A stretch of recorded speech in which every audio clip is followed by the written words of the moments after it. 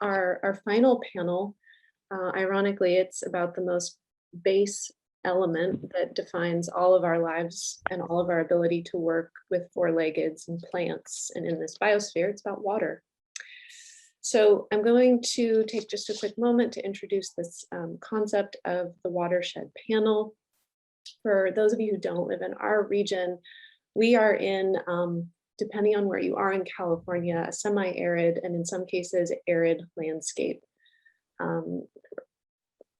Precipitation averages change very drastically from the coast to the San Joaquin Valley and the upper Sacramento Valley to the Sierra foothills. But we are continuing to experience, probably due to Arctic ice melting and changing potentially the way that the jet stream is able or not able to reach us during our precipitation moment in time. We are a wet and dry season landscape. Seawall et al. Out of UC Santa Cruz predicted that we would have drying patterns, but also followed by intense rainfall patterns. And so for us to have a functioning fiber shed, we continue to ask these questions about how we can grow the food, fiber, fuel, flora for the community, how we can continue to be resilient and self-reliant in the face of a changing climate. And the first thing we have to address within this changing climate is how we are going to be with water. It is the most fundamental question. So the panel today will be addressing that. And I'd like to just introduce that we are welcomed by Dr. Andrew Fisher. Rebecca, I just wanted to say we have Mike back. Yay! Oh, wonderful. Yeah. This panel, I was going to Sure. Facilitate. Anyways. So, I just wanted to let you know that Mike is back and everything is good in the world. Sorry about that. Oh, that's wonderful. Okay, I'm glad to know it. Thank you very much. Glad you're back. I'm going to introduce Dr. Andrew Fisher. He has a very extensive bio on our program. You can review. And he is the campus lead for the UC Water Security and Sustainable Research Initiative. His research focuses on surface and groundwater interactions, as well as groundwater recharge, hydrology, thermal evolution of oceanic crusts, seamounts, ridge flanks, and convergent margins. These topics, particularly recharge and general hydrology, I think are extremely important to our conversation today. We're also joined by Regina Hirsch. She is the founder of Watershed Progressive. It's a consulting and contracting firm focusing on on-site water, best management water practices, which are also aimed at rehydrating watersheds. Had the pleasure of working with Regina a couple of weekends ago. She's an incredible community organizer and a bright light that brings many people together around these subjects. We're grateful that she could make time for us today. We're also joined, just my papers here. We're also joined by Reverend Hudson. Very grateful to have his participation today. He is representing a community in the San Joaquin Valley, the Allensworth community. He is a retired United Methodist minister from the desert Southwest. He has served in various capacities throughout his ministry. He was appointed as a senior pastor of the Advent United Methodist Church.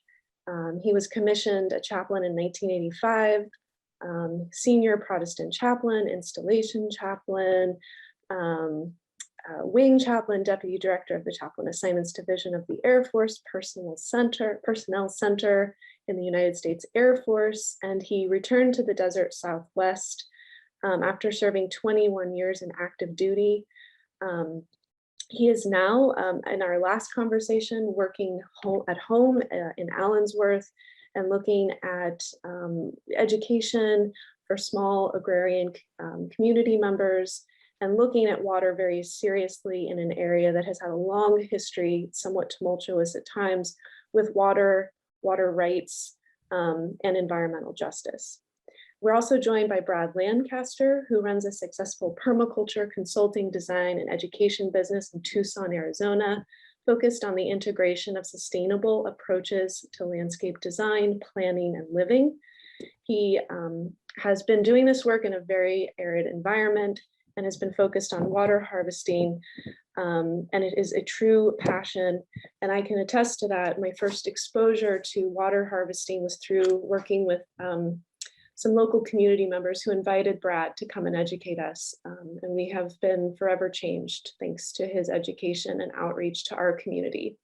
So I will just say this panel will be giving short presentations, and then we're going to have questions.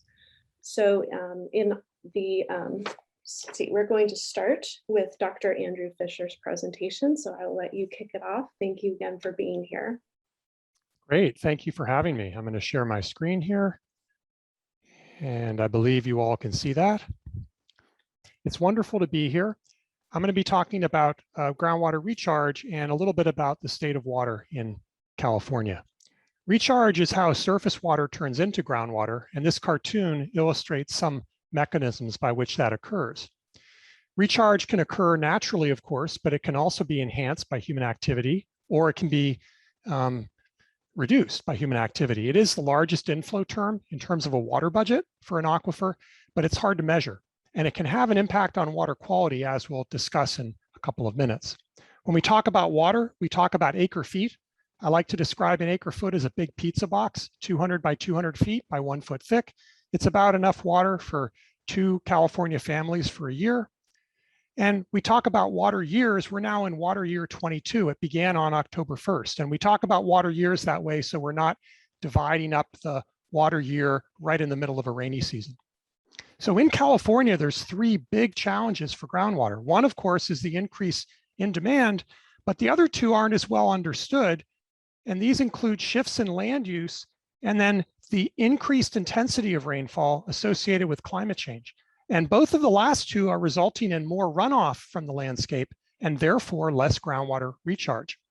The net effect of all this is a decline in well levels all over the state. This diagram I downloaded from DWR earlier this week shows in orange and red wells that have been monitored for the last 20 years that show declines in water level, in some cases more than 2.5 feet per year. So you can see a lot of them in the Central Valley, but in fact, there are these orange and red triangles scattered around all over the state. All regions of the state experience the problem, but some experience it more than others. The left side here shows groundwater level changes. The right side shows water quality, and in particular, the concentrations of nitrate, nitrogen. Any of the dots on the right that are yellow are impaired by human activity, and the dots in red are where the nitrate concentration exceeds the drinking water standard. There's another important connection between water supply and water quality that's illustrated in this cartoon. On the left, we see an ag field next to a running stream, and salts and nutrients are washed into the aquifer, but then the stream is connected because groundwater level is high enough, and that provides an exit for those salts and nutrients to leave the groundwater system. That high water level also supports a healthy riparian corridor. In the diagram on the right, where groundwater levels have dropped, the stream has become disconnected. We've lost base flow. We've also lost that riparian corridor, and that has a negative impact on habitat. In addition, it's trapped the salts and nutrients in the ground. They don't have a way to get out. So recently, California enacted its first statewide groundwater management legislation, the Sustainable Groundwater Management Act, or SGMA. And this is intended to combine the Department of Water Resources, the State Board, and hundreds of groundwater sustainability agencies that are to help to design groundwater sustainability plans and then implement them. The goal of the plans is to avoid these 6 undesirable results. And SGMA directly affects 127 medium and high priority basins scattered throughout the state. They include about 95% of groundwater pumping. SGMA really is a once in a lifetime opportunity. It's the first legislation affecting the entire state that recognizes surface water, groundwater connections. That's a big deal. But it's going to be a challenge. These GSAs have to be set up in a way that they can govern effectively. And this requires a series of characteristics that hopefully they're all going to have, but maybe they won't. Hey, Andrew, it's Gavin, the producer. I'm so sorry. I think the way you've got your slides set up, you're having transcription go along the bottom, which is great, but people are having a problem seeing the slides. They're a bit too small. Is there a possibility you could make it just go into full presentation mode so that it fills the screen? Huh. Would you mind? Okay, I can turn off the captioning. Yes, please, if you wouldn't mind. We don't need the captioning. We just need to see it full screen. Just okay, yeah, okay. Small. Let's if see not, here. Don't worry about it. I just wanted to jump in because we've had a few people ask. Yeah, okay, I'll turn off the subtitles. Yes, thank you. So those are now off. And let's see if this makes a difference. I'm going to put it on here again. Should have been in full screen mode, but let's see. Let's try this one more time. See if it's any. It was being with the subtitles. It was just. Yeah, let's see if this is any better. I don't know. Marginal, but yeah, it's a bit. I mean, it's my full screen. I'm not sure what else to do. Yeah, no, that's great. Thank you very much. Continue on. I don't Oh, you bet. Okay, thank you. I appreciate it. So one challenge with Sigma is that it doesn't require that conditions be restored to the way things were before 2015. So for basins that were in serious overdraft before that time, I think it's going to be a real question as to whether sustainability can be achieved without actually improving groundwater conditions. One new program that the Department of Water Resources has been encouraging the last couple of years is something known as Flood Managed Aquifer Recharge, or FLUDMAR. The concept here is to direct excess surface flows onto working and open landscapes just to try to inundate large areas and get more water in the ground. Of course, this could include fallowed farmland or even some active farmland if the crops are compatible with periodic flooding. This is a program that's gotten a lot of interest, but it hasn't really taken off in a major way. There are some challenges with applying this at scale. I've been working with colleagues and collaborators on smaller scale systems, and I want to wrap up the rest of my presentation by focusing on an incentive program that we help to develop and implement, which is to provide a monetization of recharge benefit to help encourage it across landscapes. So we've been working at a scale that we call distributed stormwater collection, listed linked to managed aquifer recharge. The goal is to get maybe 100 to several hundred acre feet per year into the ground. And we've been working in a number of different basins, but particularly in the Pajaro Valley groundwater basin here along California's central coast. This is an area of intense high value agriculture, including delicious red berries and a lot of organic crops. It's an area that's also in overdraft. So there's a big need to get more water in the ground. So we've been helping to design and implement and build these on-farm water collection and infiltration systems. This is two different systems actually shown here in the last year.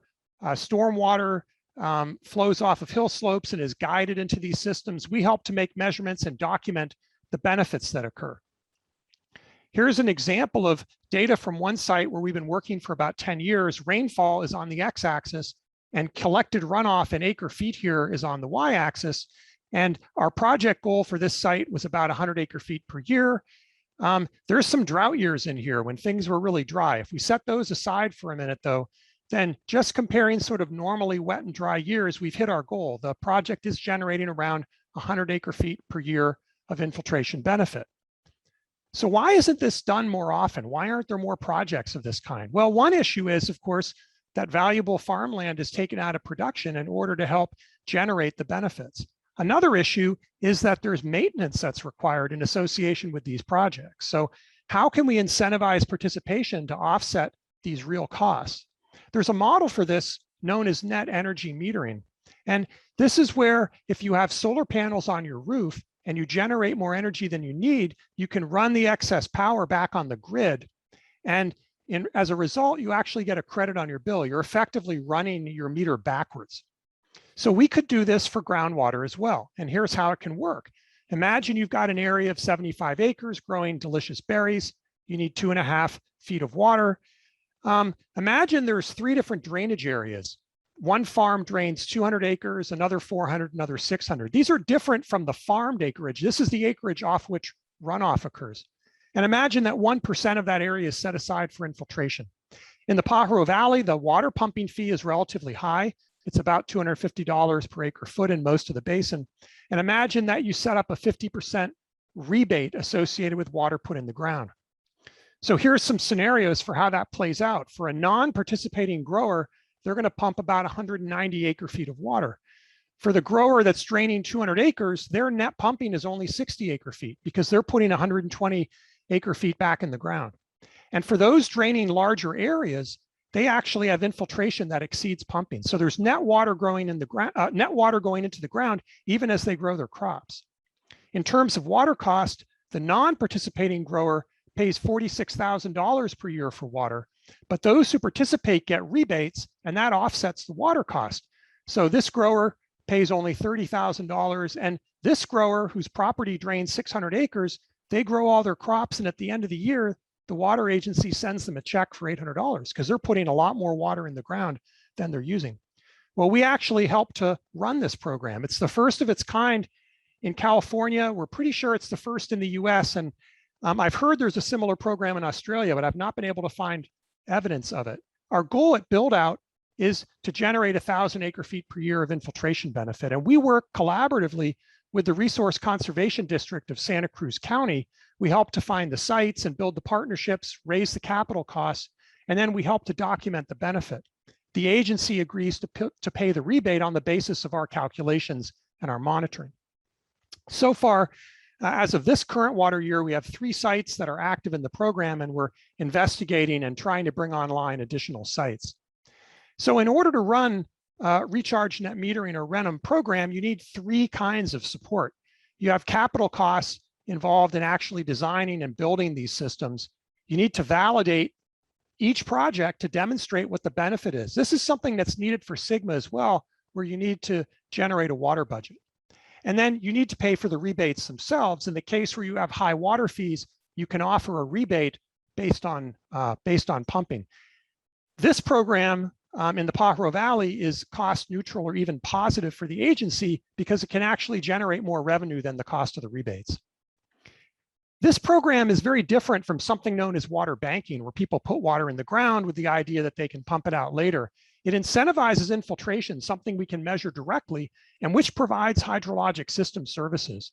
It emphasizes non-extractive benefits, although of course, some of that water can also be extracted for use by growers. And it's performance-based, meaning that the rebates are linked directly to how well each project worked. And that helps to encourage projects that don't work well to improve. Developing RENM has not been without its challenges, and some of those are listed here. And I'll just say that each site is different and the problems we encounter are different. But as we do this more and more, it's going to get easier.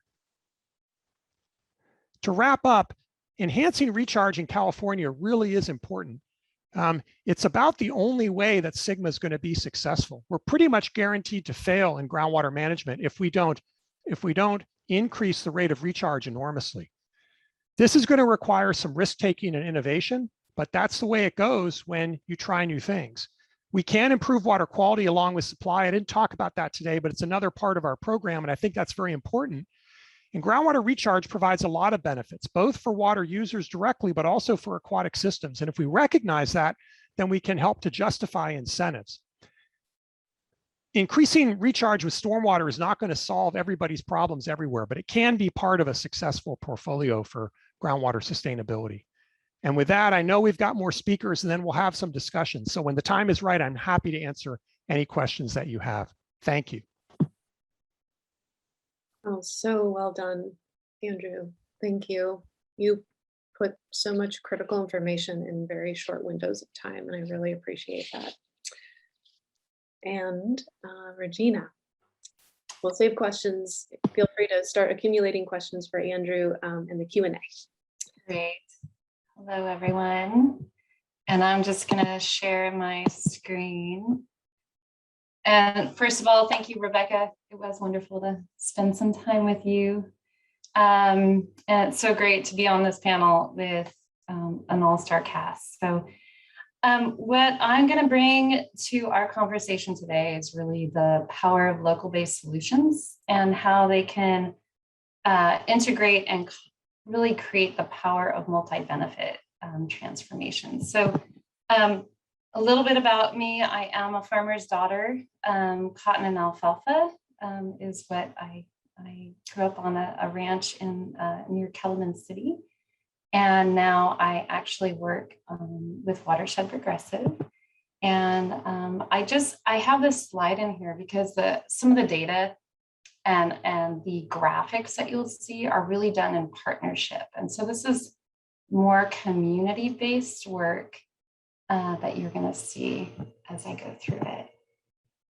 And so digging right in, boy, I would really like to take Dr. Andrew Fisher's tool and put it into this picture. But right now, I think we got to say, where do we start? And you should really always start where you lay your head. And actually, the person that taught me that was actually on this panel, Brad. And so there's opportunities all around you. Many of you might be saying, well, really, I'm here to talk about where I work. But it's important for us to start where we live and where we lay our head. So look at the opportunities where you work as well. But what we find is even when we state that and say, look at where you live, look at where you work, there's a disconnect. And that disconnect is one of the problems, I think, that causes us to have miscommunications and for us not to achieve really water resilience and actually watershed or community resilience. And so what we try to do is we actually want to back up and say, what are we trying to achieve? What are our values? And really, what's your vision for your sense of place? And that can be where you work and live and play. It could be your watershed, and it could be something greater. So you'll notice here, this is the diagram. Sometimes pictures convey an easier story than, especially for integrated concepts, than other types of devices. And so this is a diagram that Ventura has come up with, the Ventura River watershed for a healthy, resilient community. You'll notice it says communities, which means we involve other species. There's beaver front and center, as well as other species. But we're talking about watersheds. Wait a minute, there's other sheds, and the sheds can be really heady, right? So we got fiber sheds, forest sheds, air sheds, it just goes on and on. Where do you start? There's tools and approaches for every type of shed. This is really confusing. This is really, so what's in our toolkit? What's in our tool shed? I mean, I have a glass of wine and I'm sitting there drawing. I'm trying to figure it out. This is really complicated. So what are these connections? Sometimes it's easier to like tug on one thread and you know that everything else is connected. So for me, what I got into this for was the water energy nexus. And water, as you all know, is really like sticky. That's why you shower with it and it's really heavy. Nobody really backpacks their own water in. You bring your water pump. And so it costs us an enormous amount of energy to move and treat water where we live. So again, it costs a lot of energy. The crazy thing is that where we get that energy from does take an inordinate amount of our surface water. So one of the easiest ways for us to actually add more water to our watersheds and help with the energy nexus is actually to keep water local where we live. So that's one connection.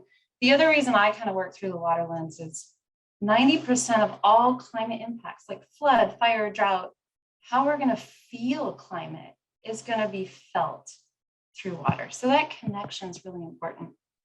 Rebecca said she got to spend a couple days with us and this stuff is so complicated trying to doodle this together, like all these different sheds. We like locked ourselves away in the forest. And we actually said, how do we actually work this out? Everyone is in their own silos, doing their own things. We brought some thought leaders together, and there's Rebecca, she's actually speaking. And we're trying to understand what is the toolkit. And really, we want to start again, where you live, and look at what can we do? We can look through the water lens, through these certain tools that I'll show you. And there's all kinds of things that we can do with water. We can do gray water. We can come up with rain tanks and rainwater harvesting. We can do earthworks. We can put in climate appropriate plantings and small recharges in mass, like in aggregate. That's easy. We can look at those water pieces and we can look at them through habitat, fire, soil. There is a mass amount of habitat we can restore right at home, where we work and where we live and where we play. There's pollinator corridors. I love the whole hedgerow piece. That was wonderful. Of course, healthy soils, carbon management plans and water management plans. And we know this all intersects. It's really important. Where we place our vision of what we want for our communities and our sense of place and where we put those tools together is really important. We can do this. One of the other things we want to make sure is that we are inclusive and we are equitable. And so everyone is a water, land, natural resource steward. Everyone. However, we know that if you saw Dr. Andrew Fisher's water quality map, those wells are failing. The water quality levels are getting toxic.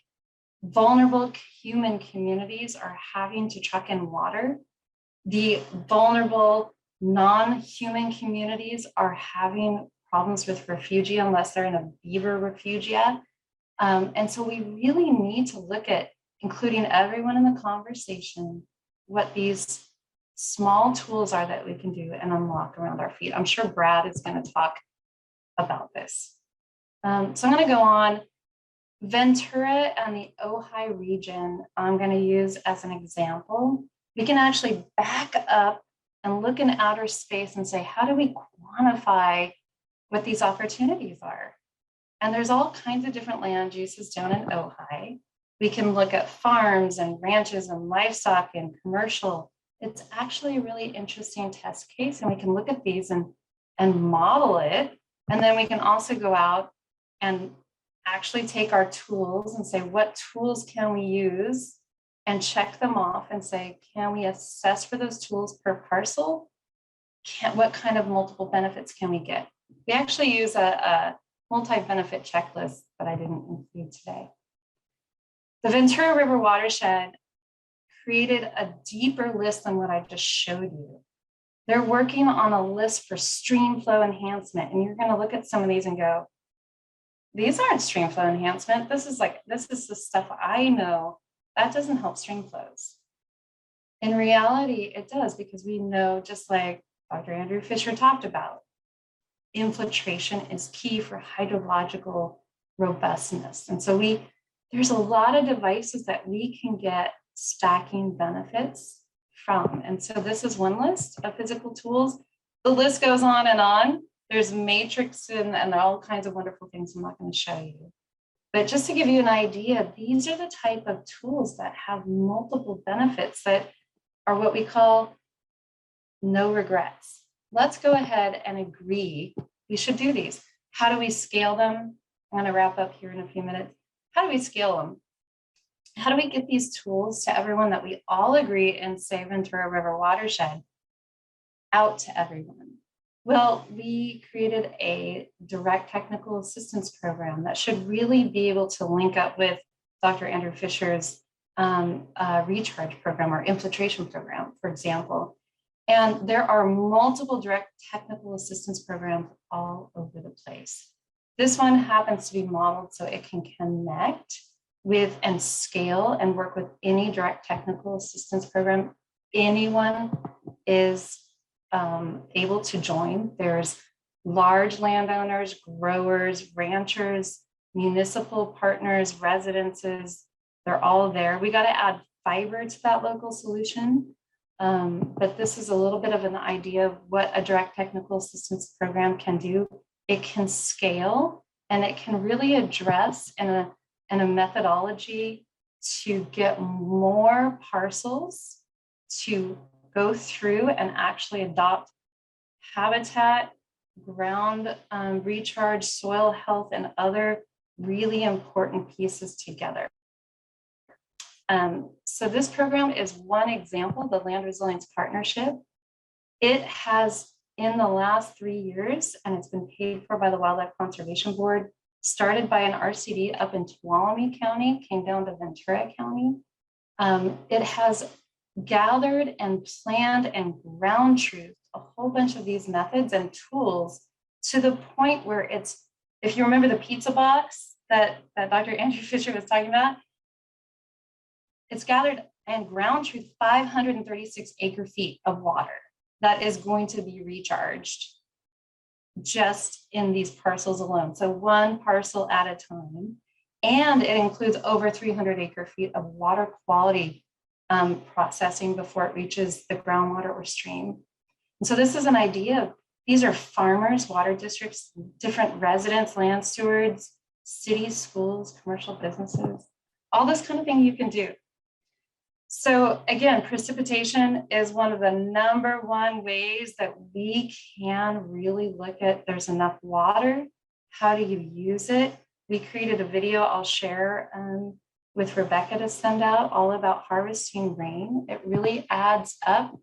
Doesn't matter where you are, if you're in what kind of land use, but those land uses are changing, but it can provide these really important benefits. What you do, you know, affects your community. But these pieces affect, help our watersheds, which are so crucial. Anyway, tell your story. We do have another Localizing California Waters, which Rebecca came to, coming up in March. But even if you don't come to that, just keep telling your story and coming to these events. And thank you. Thank you, Regina. Beautiful, beautiful work. And so inclusive by nature. You inspire me in how you weave people and places and tools together. All right. So the next presentation, Dennis, so glad you are here, and I'm gonna quiet down and let you share your screen and take it away. Well, thank you, Rebecca. I don't need to share a screen because I don't have any slides that I will be sharing. But you have the privilege of listening to me talk. So thank you for this privilege and this opportunity. What you did here is that I am a United Methodist minister, and I spent a lot of time in the military. What you don't know is that I had received a divine revelation to do farming. And my mother lived in this little town called Allensworth. She moved there from Los Angeles in 1977, 78. And all of my siblings and I, there are 5 of us, 3 sisters and a brother, we all said simultaneously, "Mommy, why are you moving from Los Angeles to Allensworth?" We had never heard of Allensworth, and I moved to Los Angeles in 1966. So we're talking about 12 years or so later that she was moving to Allensworth. Her response to me was that she wanted to be a part of something bigger than herself. She wanted to make a difference in our society. And so she moved there. Well, we would come and visit her in Allensworth, her and my stepdad. And it was a nice getaway from Los Angeles because you didn't hear the sirens, you didn't have the helicopters flying around, kind of trying to keep things in order and all of that, because of the various things that happen in urban areas. So we found it relaxing and tranquil. And so as time went on, I noticed over the years, being in the military, coming back to visit or pastoring churches in other areas of the country, I would come back, nothing had changed. And so one day I was thinking, why hasn't anything changed around here? Everything is the same, except for a few more trailers or mobile homes that have been brought in. And so I thought, why doesn't the government do something? And when I said that, this voice said to me, why don't you do something? And so I began to think about what needed to be done. My mother told me about a farmer who had a large acreage of land, and he was starting to sell his land. He was older and seemed as though the family wasn't very interested. And so I bought 60 acres of land. And then I started working at trying to improve things. And as I began to work at that, this vision came to me. If you grow organic feed like alfalfa and feed it to rabbits, their manure will be organic. And organic rabbit manure is probably the most fertile of all animal manures. And you can then grow, say, earthworms in that and use the manure then to grow produce. And whatever is grown would be organic or sustainable, regenerative. And so that vision came to me, and that's what I have been working at doing. We bought the 60 acres of land in 2007. December of 2007. And immediately I began to look at how to irrigate this land. So I bought a well. It costs about $100,000 to drill a well 720 feet deep. As we began to do this, it's a plan to bring the community in, and we met with the community on like focus groups, and ALBA, Agricultural Land-Based Training Association, worked with us on doing this training. And people are interested in this community. It's a deprived community. They are very interested in doing something like that.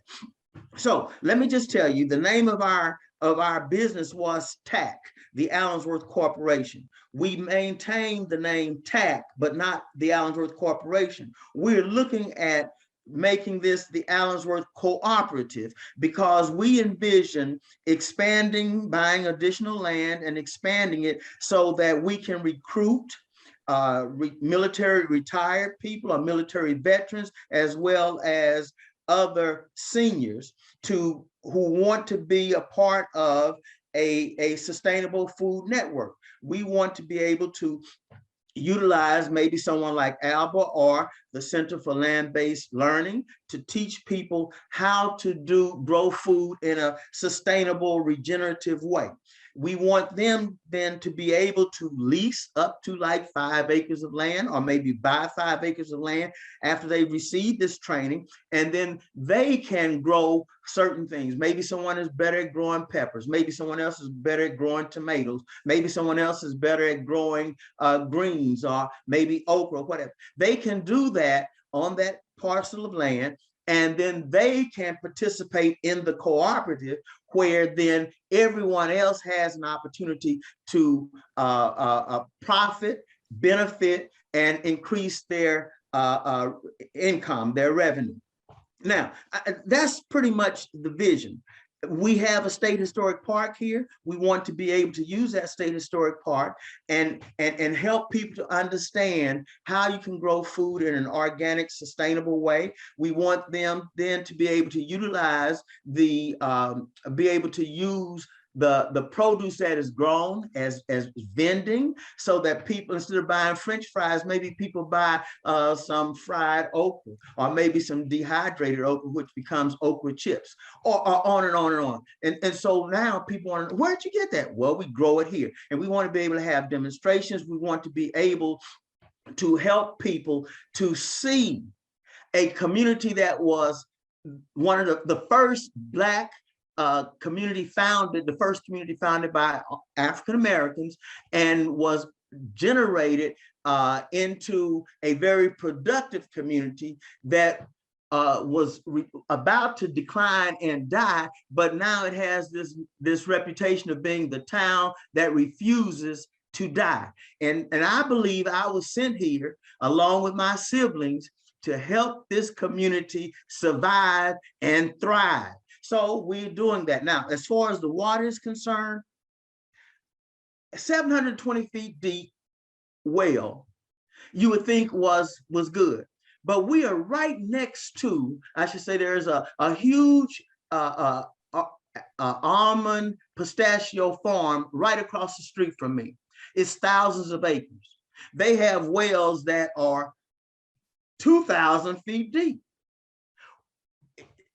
That poses a problem, or could pose a problem, for someone who has a shallower well. everyone does not have the opportunity or the resources to drill a well 720 feet deep, 1,500 feet deep, 2,000 feet deep. Those become some of the problems that we encounter in the Central Valley. What we have been able to do, though, is work with UC Berkeley, the Gadgill Lab, to remove arsenic from the water where it is less than 2 parts per billion. We have arsenic that is as high as 160 parts per billion in our water. The Gadgill Lab has been able to reduce it by under 2 parts per billion. And it seems as though the Regional Water Board is very interested in that. We have also worked with the UC Berkeley Graduate School of Public Health. They are working with our school board our school district to help the students learn about the harmful effects of contaminated water so that they can help their parents to understand that. So now I just believe that when you do flood irrigation, you are draining the water. And I just believe that maybe people need to be more conscious of how water can be used in a more effective way. So we have drip systems, and now we're looking at putting in a sprinkler irrigation system. I'll stop with that. I'll entertain questions later when we get to that point. Thank you. Brilliant. Right in the perfect amount of time, Dennis. That was awesome. And I did put a few references. The neighbor agribusiness is Hancock, correct? The 2,000-foot well. All right. I'm sending that out there just if you want to know what that looks like. And we are going to, yes, so start accumulating your questions, put them in the Q&A for Dennis, and we are going to pivot to Brad, who will also give us an introduction to his work. Thanks, Brad. You bet. Let me just get the screen share going here.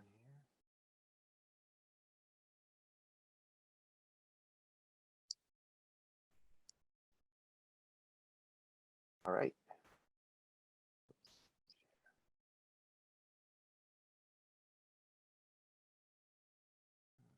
The screen share working on your end? Not yet.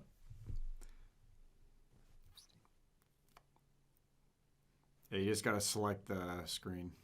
Yeah, I selected it and then I hit share and it says screen sharing has failed to start. Please try again later. Okay. Don't know why that is. Yeah, try it one more time. Might just be bandwidth. Oh, that's certainly possible here at my place. Okay, let me let's check the Wi-Fi connection. And Kevin, do you have the presentation? Yeah, we probably have it standing by, but we'll just wait 1 sec. All right, just checking. Thank you. Oh, no problem. It's easier. Oh, there you go. Perfect. Awesome. Yeah. Okay. Yep, and hit present. Awesome. Yep, we see it fine. All right, great. So I'll just jump right in. So my primary focus is how can we give back more water to the ecological system in which we live than we take from it. And to achieve this, typically my primary objective is to plant the rain before I plant any vegetation. If I've already got existing vegetation, I still plant the rain to help support it. And the idea is to go even further, not just plant the direct rainfall, as you can see in the lefternmost section of this image, but to also capture runoff, turn that runoff to run on, and then keep it on, because that's right on, and increases our available rainfall. So in this diagram, I'm trying to show how we can triple our available rainfall. First, in the lefternmost section, if we have a basin or other earthwork sized to capture and then infiltrate all the rain that falls, we get the full amount of rain that falls. We're not losing any to runoff.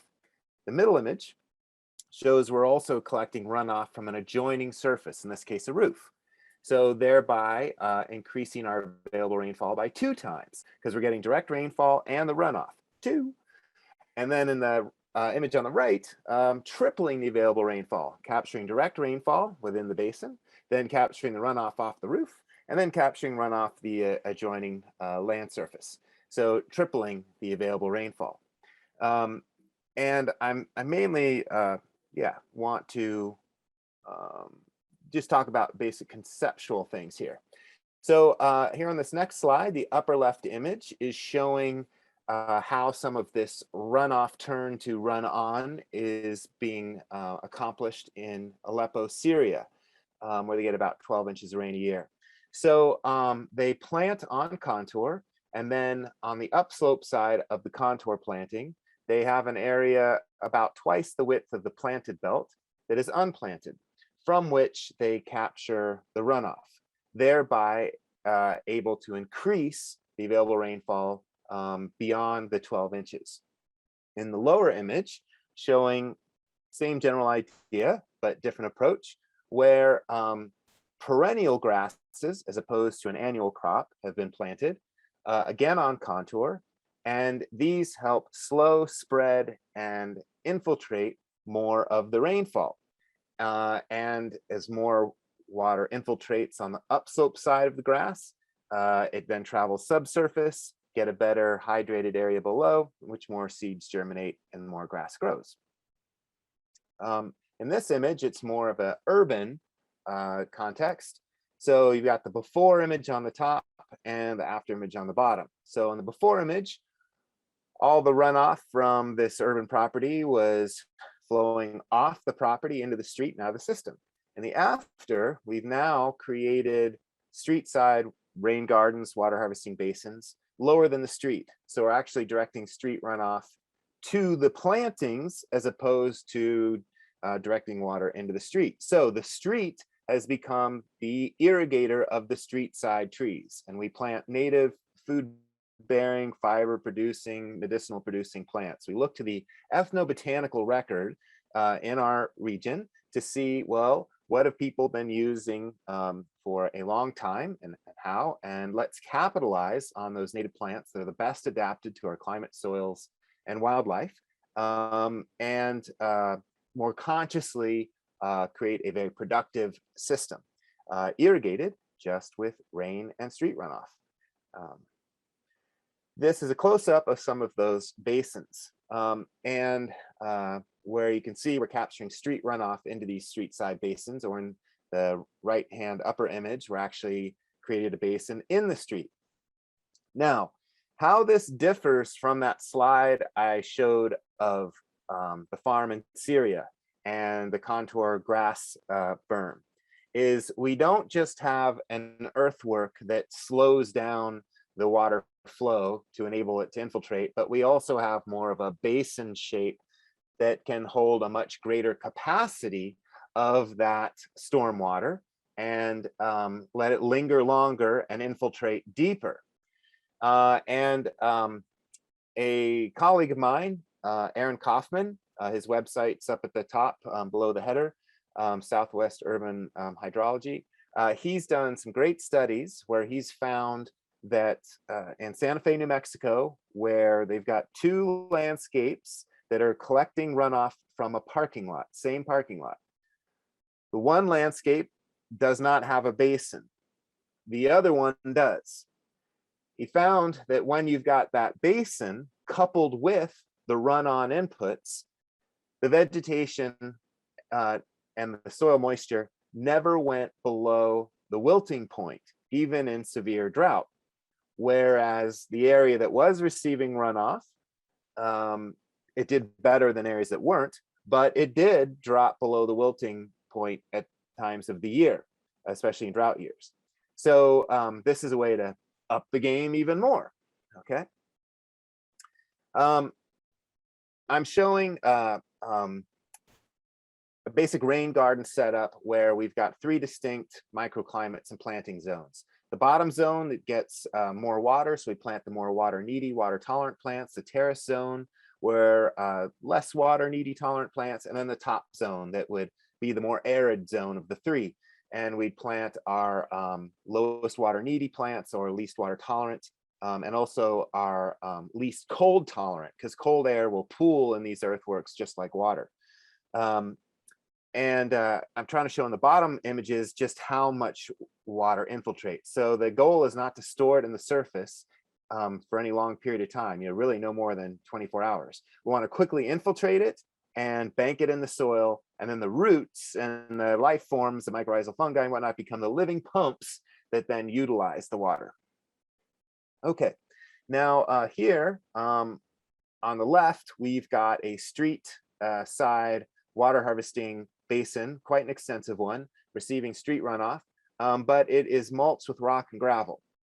There's been some great studies by colleague Mitch Pavo-Zuckerman that have found when we use rock or gravel as a mulch within our earthworks, we don't get anywhere near as much soil moisture lingering as we do with an organic matter mulch basin. So trying to show, leaf drop and chop and drop prunings on the right. That's the organic matter mulch we're talking about. So in the study he did, comparing street runoff receiving basins, he found those that were mulched with organic matter had twice as much soil moisture and twice as much soil organic matter than the basins mulched with rock and gravel. So we, the great thing about this is you don't have to import that organic matter, because when we create these basin-like earthworks, and there's many more types of earthworks than I have time to show you for many more contexts, but these basic basin-like shapes, they don't just capture rain, they capture organic matter. As the leaves fall, they move with gravity just like water, so they linger within the basins. And we call leaves leaves because we're supposed to leave them. Well, creating these basin shapes helps us leave them and collect them. And we have a lot of leaves and manure typically coming in with runoff flows. So yeah, things work really well there. Here, what I'm just trying to show you is how we have gone from a pretty much organic matter lacking soil in the upper left. Then we create the water harvesting basin. We let the leaves gather. We even add, chopped and dropped prunings occasionally. And then we get the resulting soil in the bottom right. So we imported nothing. That was all done just by letting what was already in the system linger longer. Now we've got this much more sponge-like soil that much more rapidly infiltrates the water, holds on to it much longer into the dry seasons, and is far more fertile and productive. Hey, Brad, it's Gavin. Just to let you know, you've got about 30 seconds. Okay, thank you. So you can also do an organic matter mulch, a vertical mulch, shown on the right, where if you don't have room for a bigger basin, you can dig it deeper, pack it full of coarse prunings. This is in a rural setting. Typically have a dirt road. You can harvest water off dirt roads too. It's got the drain on the left. Deep, narrow drain, not good. And look at how much water continues to flow down the road. Not working, it's becoming erosive. So check out this book, Water Harvesting from Low Standard Dirt Rural Roads, on the bottom header, for Bill Zedike strategies of how we can use dirt road runoff to freely irrigate roadside plantings or pastures. And it's not just a dip drain that's wide, not narrow, so we spread out the flow, it's shallow, calmer, but we also on the right have this rollout berm that doesn't let water continue to flow down the road. And this is the result. So waist-high native grasses irrigated for free from the runoff that used to erode the dirt road, but now irrigates this pasture for free.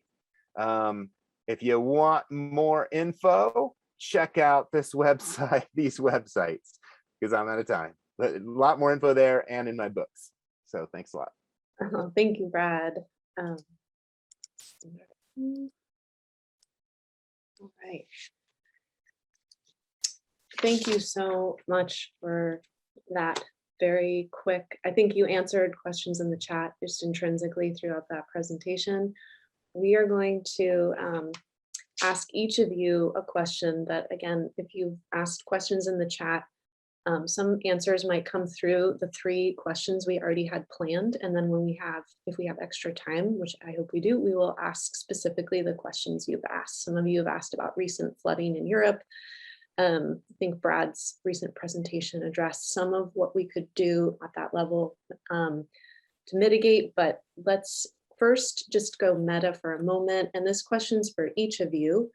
How do you think through, if we as humans, you can think regionally where you live, if we were to continue business as usual without engaging in the system in a different way, what does that look like in 20 to 50 years, given climate models, or in your thinking based, again, just on place that you're in? So there's the status quo trajectory, and then there is the ideal situation that you are all pushing for. And if you could just contrast those, and then if you have any final lever for change that you're most focused on that would help pivot us towards that more ideal scenario. So let's start with, we'll go reverse. Let's start with Dr. Andrew Fisher, and we'll go through as we did in our presentations. Sure, that's a good question. It occurs to me that probably if we were to try to maintain the status quo in a world of increasing demand and changing land use and shifting climate, we're probably going to end up with more water inequity. And I think much like economic inequity, we see that creates conflict and instability. Like with many situations, there may be some areas, some regions, some individuals that will do just fine. But I think on balance, it's going to be very hard to maintain our water systems, our ag systems, our energy systems the way we have them now. Regina raised a really important point. I've read that California uses about 10% of its electricity just moving water around. It's really pretty stunning when you start to look at all the elements that go into our current water systems. And I think what we need to be working towards is improved efficiency, but also just changes in the values that are applied to certain ways that water is used. I think those changes are coming whether we want them to or not. The question is really going to be how much control we have over that as those changes come about. I think we're going to have less area that's in active ag. It doesn't mean that we won't produce as much, but I think we're going to probably end up with some areas that are marginal right now not being used in the future. Again, it's going to happen anyway. It's a question of whether we do it in a controlled way or in a thoughtful way, or whether we do it in a panic. So I hope you can see some optimism there. I'm not just trying to be a downer about this. Now is a great time to be engaged on these questions. Thank you. All right, Regina. Yeah, I think the slide I showed about dehydration, I know I didn't linger on it. Thanks, Brad. I'm always thinking of lingering. But we're setting ourselves up for dehydration. So, we're not living within our watershed budgets, and we're really overextended on our credit cards in that sense, in so many forms. And so trying to understand how, if we want to flip the paradigm, the interesting thing for me is I think that, and again, pointing positive, most of these tools, if you want to call them that, or strategies like you're hearing today, they're right under our feet. They're, for the most part, low cost compared to other really large centralized strategies. And they're available for you. It's just more they're contextual. They're all about the sense of place where you are. So you actually have to dig in and understand, how do I build that basin that Brad's talking about? Or how do I actually go through the checklist that Andrew's talking about? How do I actually understand my community to get to the heart of where Dennis is talking about revitalizing a whole town? You have to be a participant, you have to show up, but that's it. The rewards are great. And I think it's not just about water and food and fiber, it's about community and us coming back together to something that's actually a really opportunity-based but abundant. And so I'm super optimistic that if we keep moving the way we're going with the land use and the thinking we were going along, we're not gonna get there. So just actually looking at things at a community level and more specific. And someone asked how water districts can get involved. And I just say, you know, our water districts they get involved the same way. So they have incentive programs. They want to actually get to a place of understanding and bringing it to them and giving them an incentive program like, you know, Land Resilience Partnership or others that they can build on. And then also introducing water budget rate structures would be really beneficial, which we haven't talked about. We should talk about that a little bit. Thank you, Andrew and Regina. So a conscious retracting of current ubiquitous overuse for things that we can no longer see a future for planned, it's like planned retreat, but an abundant planned retreat. Yeah. Okay, thank you. And more on that, Dennis, your thoughts on business as usual versus where you'd like to see us go and how you'd like to see us get there. I believe that it does not have to be the situation does not have to be as dire as it appears. I believe that, yes, we do need to start talking about this now. We should have been talking about it a while back in order not to be in the predicament that we are experiencing at this time.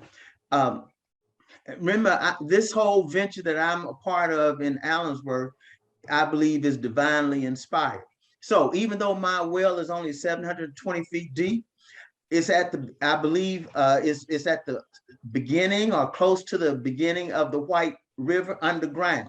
So personally, from a faith perspective, when no water is available in the Central Valley, I believe I will have water. But you cannot think like that. You have to think of the community. You have to think of others.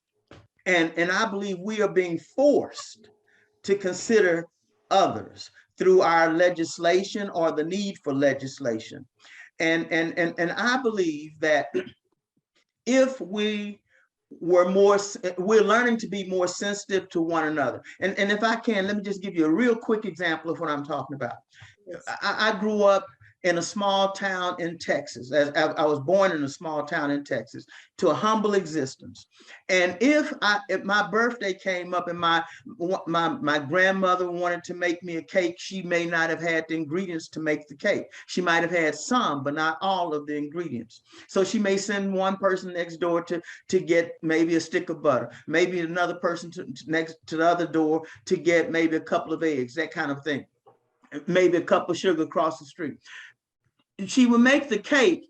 People who did not maybe have the ingredients to have a cake, they were now able to have some cake. We have not learned how to share with one another. We think it's mine, I'm going to hoard it. As a minister, that is contrary to why we are on this earth. We are here to manage, become stewards of, and to help one another. So until we can change our way of thinking, we were talking about paradigm shifts not long ago. Until we start changing the way we think, we will find ourselves fighting against one another to keep what little bit we have. I think that's the way to get around this. Sharing. Yes. It invites me to just say amen. I mean, oh, really important grounding on how we're thinking and approaching, because this informs policy. So, you know, how we are individually will inform the legislation, will inform the application of the legislation and the regulatory frameworks and et cetera. So it's all connected, starting there. Brad. I can repeat the question, but I think, let me know. No, it's okay. So if we continue as we are now, you know, we're just seeing things drying up. We're seeing fertility loss, topsoil loss. We're stuck in the crap hole. So, but that's good because the crap hole is very fertile. But that requires, to tap that fertility, it requires us to shift how we're thinking of things and maybe looking at waste as resources, maybe look at problems as potential. So an example of that is, so in my dryland community of Tucson, where we get about 11 inches of rain a year on average, we have been over pumping our aquifer and pumping in water from the Colorado River 300 miles away at an elevation rise of 3,000 feet. And so we've just been consuming ever more. And while ignoring that more rain falls on the surface area of Tucson than its 500,000 plus inhabitants consume of municipal or imported and pumped water in a year. So we have all that we need, but we just cast it away. And I'm not saying rainwater is always the answer, but the key is that we need to commit to and live within the limitations and the potential of where we find ourselves in a way that we are contributing more than we are extracting, contributing to the living systems that enable life to be here.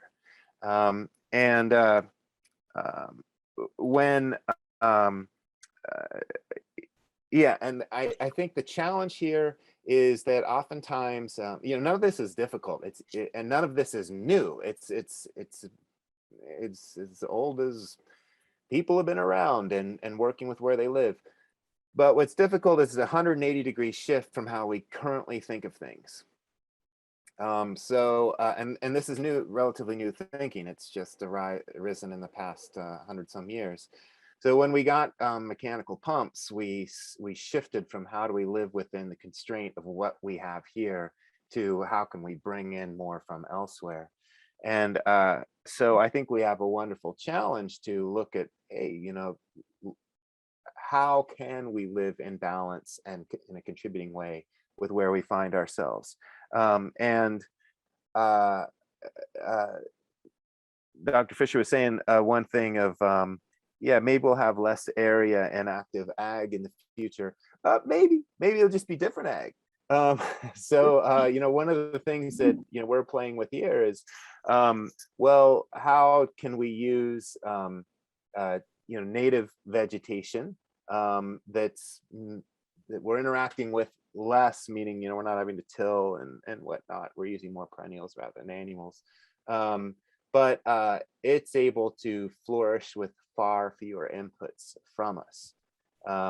So it's not reaching the same production of a high production farm with a lot of groundwater, pumped irrigation and whatnot of imported crops, but it requires far less inputs, and I feel it has far more benefits, not just to us, but to the wildlife, to the soil, to the hydrology, and so forth. Thank you, Brad. So I'm going to ask a question. Actually, I'm going to ask this question to Dr. Fisher and Regina, if that's okay. I'm switching it up just a little bit. We understand that the groundwater recharge law, we all know is SGMA. Dr. Fisher, you've said it's groundbreaking, and I'll leave that to you to finish that statement. So is there something that both of you would see as additional to both center, for one piece, to center equity, as we're all sharing, as Dennis is saying, where we could all be baking this cake together. Essentially, groundwater is kind of like the cake. It's this major resource that we all are sharing. So how could SGMA or further legislation to refine it? Do you think about that? Do you think about, is it SGMA or is it other things to protect, to support the community work that so many of us would like to see done, which is decentralizing some forms of agriculture, putting the power of food and fiber, flora, fuel systems back in the hands of smaller communities? It's all contingent on water. So I'm not sure who'd like to start, but any refinements on the political side you'd like to see to help? I'll take a try. Okay. So one challenge right now in California, the active permit system for water use is focused on surface water. And in fact, right now, to get a permit to temporarily store water underground, essentially what you're doing is you're getting a permit to divert surface water, and the state board still considers that to be surface water, even though it's living in the ground. And then when you pump it out, it's still surface water. And what hasn't been really well defined is this handoff, right? When surface water truly becomes groundwater and then falls under the purview of the GSA, the Groundwater Sustainability Agency, that has that authority on a local basis, what that handoff looks like exactly isn't clear at this point.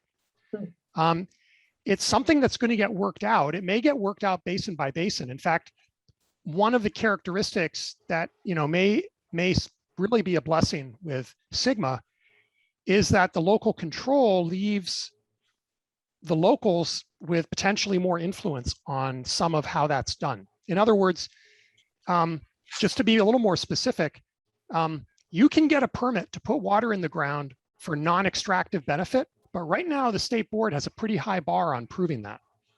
It's very different if you put water in the ground and you say, I'm going to pump it out and put it on these crops. They allow that much more easily.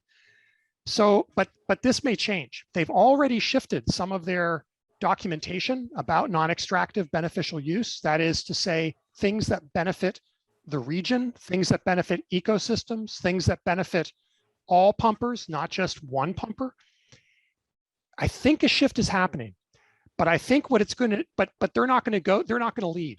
The state board is not going to lead, right? They're going to be encouraged to make this shift. And I think because Sigma focuses on local control, I think potentially we all have the opportunity to influence our local rules and how things are done locally. So that makes me optimistic. I think it would be nice to see this addressed at a state level, but boy, oh boy, can you imagine that's going to be tricky. I think we might have a better chance basin by basin. It may not include everybody, right? Not every basin is going to approach it the same way, but yes, I think there is a need for some refinement, and I think that's a great place for people to engage. How to get water in the ground for the benefit of everybody. I think the door is open a crack. I think we need to push it open farther. Great answer. Thank you for that. The specificity and the broadness of it, really helpful. Regina? Boy, there's so much I have to say about Sigma, and especially listening to Dr. Andrew Fisher's comments. I want to say that I think that basin by basin, we are going to be modeling what we can chisel and sharpen Sigma to be.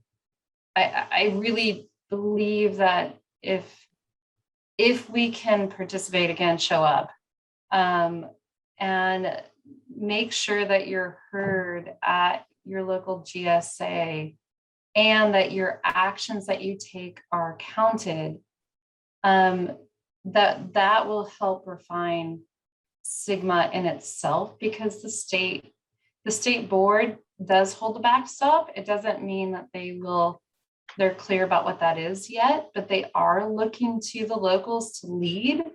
And, Cole just posted something about water districts and fire. And there is so much intersection about even, Cole going out and doing grazing and actually creating areas that could be recharged next to vernal pools and other recharge areas. So there's intersections here. We have to make sure we're loud and vocal and we show up.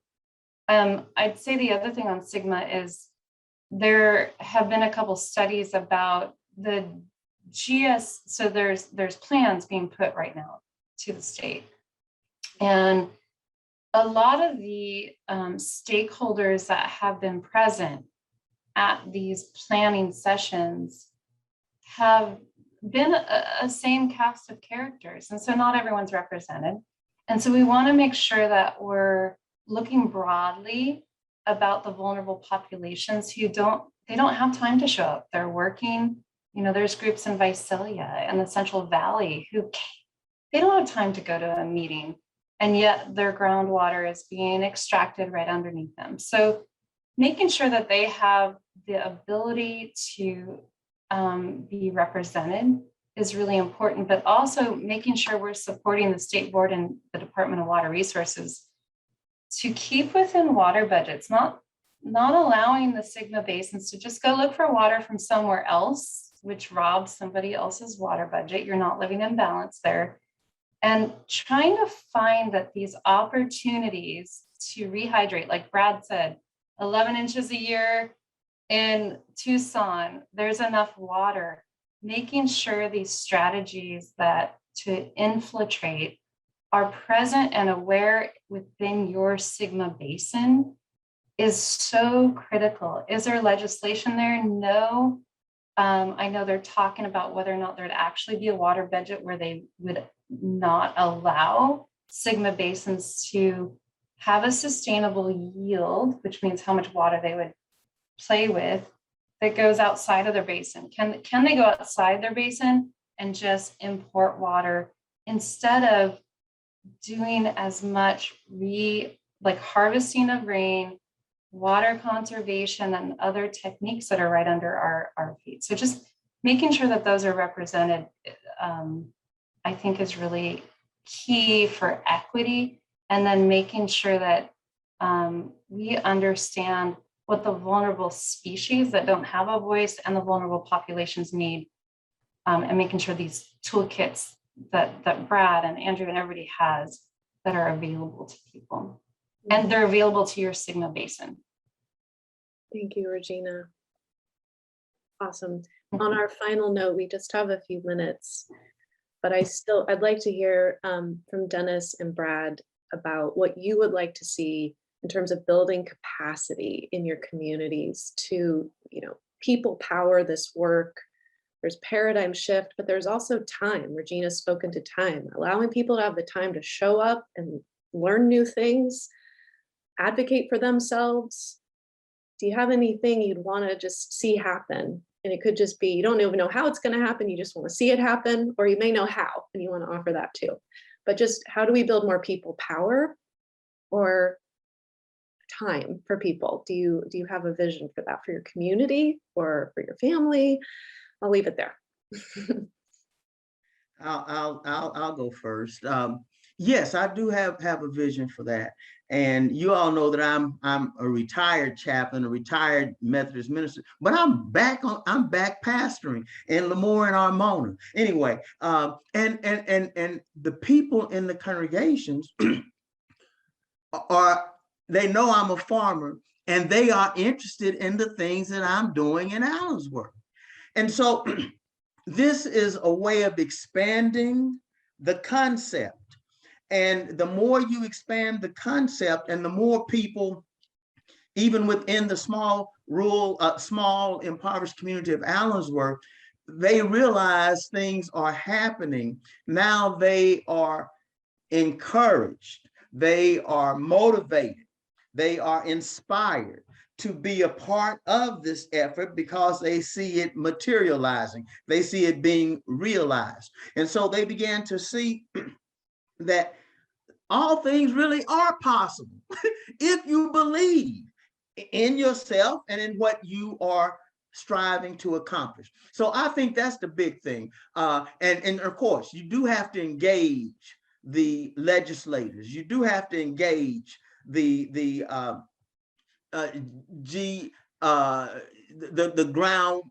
sustainable groundwater management agency. You have to engage these agencies in order to have your input heard and acted upon. So I believe that is happening. It's little by little, but it is happening. And I think if the more we do that, the more we will see a change for the good in our communities. Thank you, Dennis. Appreciate that. Perfect. Thank you for inspiring. Brad. To that, I would add, I think what's key is that we try and create as many examples as possible of what we're trying to see in the world, because if someone can walk through, touch, feel, smell, experience, that's real. you know, our stories are awesome, but people may not make the bridge to, oh, that's reality and that's possible for me to the same extent as they would if it actually became an experience for them. So I think it's always better to show than to tell, but it's always better to experience than to show. So I think we all need to look at, well, you know, what's our unique potential ability in the context in which we live to, you know, show an example that we don't have to all have the same example. Ideally, we don't. It's all specific to our situation. As similar, and just like Dennis was saying, similarly, we got to be engaged with policy too. And our policy makers need to have the same exposure and experiences so that it's real for them. So, you know, how do we bring them in? How do we enable them to have this experience and, you know, change their policy, change their platform? Yeah, so there's only so much time we all have in life, so much energy. So we got to be wise on, well, where do we have the energy? Where do we have a unique offering that we can step up, and where do we need to, you know, invite others in that have that which we don't, to step in and fill the niche. Yeah, and I think that for me the thing is not to get stuck on a strategy or a set of strategies, but to always be trying to renew by asking at the beginning of a day, beginning of a meeting, beginning of an action, what's our aim here? You know, what's the desired effect? So by asking the aim, something as broad as that, we get beyond getting stuck in a recipe or you know, what we're already doing. It can be, is there something we haven't considered yet? You know, what are we missing here? And let's focus some attention on that. So yeah. Perfect. You've each brought in such a jewel of completeness. You each have such a complete component, and yet together it's such a full set of tools, really. I feel like intellectual, heartfelt, and yet we haven't even had the experience, Brad, as you're saying, of even being in the landscapes where each of you have done your work. So I hope that we all, those listening, have an opportunity to connect with everyone you've heard, to see, experience the landscapes in which all of these individuals in this panel and others are working. I think that is where we can take this virtual kind of intellectually heady experience and start to make it more sensory rich for ourselves. But I hope that at least at the headspace level that you've received a level of inoculation and inspiration today. I just want to thank this panel in particular for finalizing this beautiful event, and thank you for your time and for spending that time interacting with each other. It's such a rich environment for all of us. Thank you, Regina, Brad, Dennis, Dr. Fisher. And for everyone here, we just went over a few minutes. Thank you for sticking with us. All of this has been recorded, so you will receive these recordings if you have a ticket in short term. And then for all of you who are a part of the panel, these will become free videos, and they will go up for the entire public to see, those who couldn't attend today, because we know capacity and time is precious. But we did have a great group today, and again, look forward to seeing this become in person soon. But in the meantime, thank you for the generosity of your time, and may you go forth in joy, inspiration, and in your creative humanity. All right, thanks all so much. Until next year for the symposium. Goodbye.